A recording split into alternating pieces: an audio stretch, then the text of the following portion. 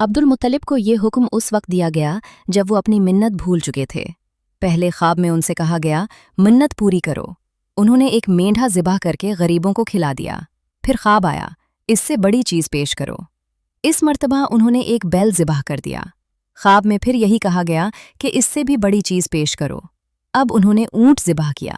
फिर ख्वाब आया कि इससे भी बड़ी चीज़ पेश करो। उन्होंने पूछा, इससे बड़ी चीज़ क्या है? तब कहा गया, अपने बेटों में से किसी को ज़िबा करो जैसा कि तुमने मन्नत मानी थी। अब उन्हें अपनी मिन्नत याद आई। अपने बेटों को जमा किया, उनसे मन्नत का जिक्र किया। सब के सब कहने लगे, कौन खुद को ज़िबा करवाता? आखिर अब्दुल्ला बोले, अब्बा जान, आप मुझे ज़िबा कर दें। ये सबसे छोटे थे, सबसे खूबसूरत थे, सबसे ज़्यादा मोहब्बत भी अब्दुल मुत्तलिब को उन्हीं से थी। लिहाजा उन्होंने कुरा अंदाज़ी करने का इरादा किया। तमाम बेटों के नाम लिखकर कुरा डाला गया। अब्दुल्ला का नाम निकला। अब उन्होंने छुरी ली, अब्दुल्ला को बाजू से पकड़ा और उन्हें ज़िबा करने के लिए नीचे लिटा दिया। जो ही बाप ने बेटे को लिटाया, अब्बास से ज़ब्त न हो सका। वो आगे बढ़े और भाई को छीन लिया। उस वक्त वो खुद भी छोटे थे और वो बाबा ने अब्दुल्ला को खींचा। उस खींचातानी में अब्दुल्ला के चेहरे पर खराशें भी आईं। इन खराशों के निशानात मुर्ते दम तक उनके चेहरे पर बाकी रहे। इसी दौरान बुजुर्गों के लोग आ गए। उन्होंने कहा, आप इस तरह बेटे को ज़िबह ना करें, इसकी माँ की ज़िंदगी खराब हो जाएगी। अपने रब को राज़ी करने के लिए हमें कोई तदबीर करने दें। अब सवाल ये था कि तदबीर क्या की जाए। इसकी तरकीब ये बताई गई कि एक कागज़ पर 10 ऊँट लिखे जाएं, दूसरे पर अब्दुल्ला का नाम लिखा जाए। अगर कुरा ऊँट वाली पर्ची निकले तो ऊँट कुर्बान कर दिए जाएं। अगर अब्दुल्ला वाली पर्ची निकले तो 10 ऊँट का इजाफा कर दिया जाए। चुनाचे ऊँटों वाली पर्ची और अब्दुल्ला वाली पर्ची डाल दी गई। अब अगर 20 ऊँट वाली पर्ची निकले तो 20 ऊँट कुर्बान कर दिए जाएं। यूं हर बार 10 ऊँट बढ़ाते जाएं। अब्दुल मुत्तलिब ने ऐसा ही किया। 10 ऊँट बढ़ाते चले गए। हर बार अब्दुल्ला का नाम निकलता रहा, यहाँ तक कि ऊँटों की तादाद 100 तक पहुँच गई। तब कहीं जाकर ऊँटों वाली पर्ची निकली। इस तरह उनकी जान के बदले में 100 ऊँट कुर्बान किए गए। अब्दुल मुत्तलिब को अब पूरा इत्मीनान हो गया कि अल्लाह ताला ने अब्दुल्ला के बदले 100 ऊँटों की कुर्बानी मंजूर कर ली है। उन्होंने काबा के पास 100 ऊँट कुर्बान किए और गोश्त से न रोका। सब इंसानों, जानवरों और परिंदों ने उनको खाया।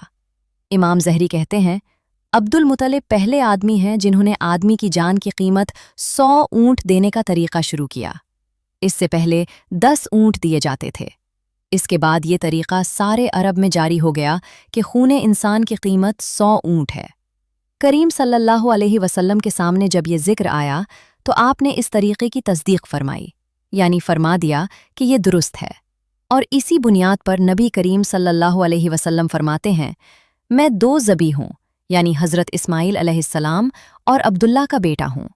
हज़रत अब्दुल्ला कुरैश में सबसे ज़्यादा हुसीन थे। उनका चेहरा रोशन सितारे की मानिंद था। कुरैश की बहुत सी लड़कियां उनसे शादी करना चाहती थीं, मगर हज़रत अब्दुल्ला की शादी हज़रत आमना से हुई। जब बनु अब्दु मनाफ बिन ज़ोहरा की बेटी हज़रत आमना से शादी हुई तो उस वक्त हज़रत अब्दुल्ला की उम्र 18 साल थी।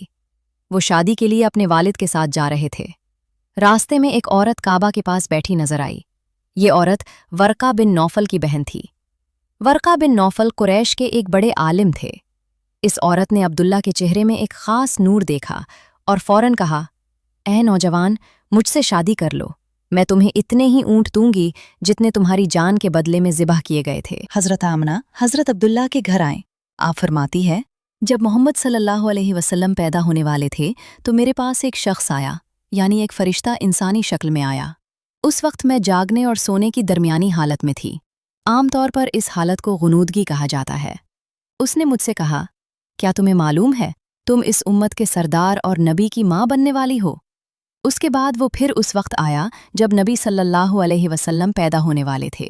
इस मर्तबा उसने कहा, जब तुम्हारे यहाँ पैदाइश हो तो कहना, मैं इस बच्चे के लिए अल्लाह की पनाह चाहती हूँ, हर हसद करने वाले के शर और बुराई से।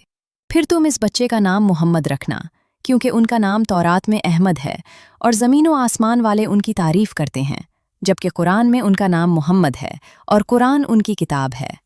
एक रिवायत के मुताबिक फ़रिश्ते ने उनसे कहा, तुम इस वक्त के सरदार की माँ बनने वाली हो।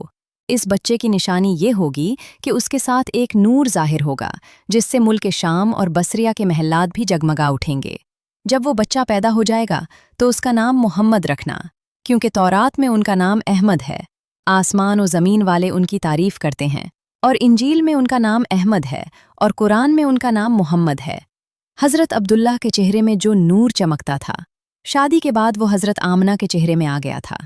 امام زہری فرماتے ہیں کہ یہ روایت بیان کی ہے اور اس کو قوی قرار دیا ہے۔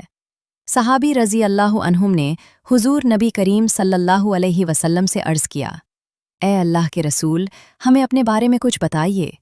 آپ صلی اللہ علیہ وسلم نے ارشاد فرمایا، میں اپنے باپ ابراہیم علیہ السلام کی دعا ہوں، اپنی بھائی عیسیٰ علیہ السلام کی بشارت ہوں اور خوشخبری ہوں۔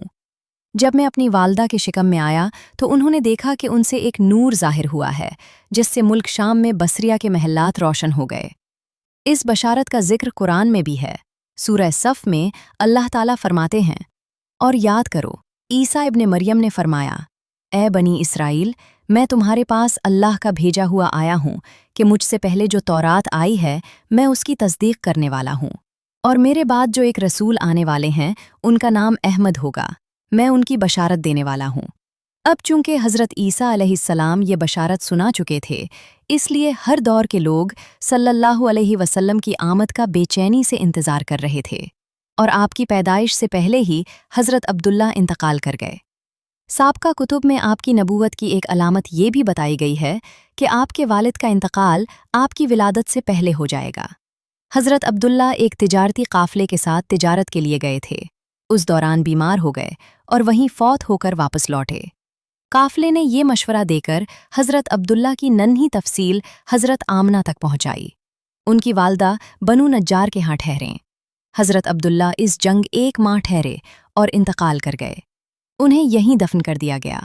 تجارتی قافلہ جب حضرت عبداللہ کے بغیر مکہ مکرمہ پہنچا اور عبد المطلب کو پتہ چلا کہ ان کے بیٹے عبداللہ بیمار ہو گئے ہیں اور مدینہ منورہ میں اپنی نانی حال میں ہیں، تو انہیں لانے کے لیے عبد المطلب نے اپنے بیٹے زبیر کو بھیجا۔ جب وہ وہاں پہنچے تو عبداللہ کا انتقال ہو چکا تھا۔ عبد المطلب یہ خبر لے کر آپ صلی اللہ علیہ وسلم کی والدہ کے پاس آئے اور انہیں یہ خبر دی۔ کچھ عرصہ بعد حضرت آمنہ نے بھی وفات پا لی۔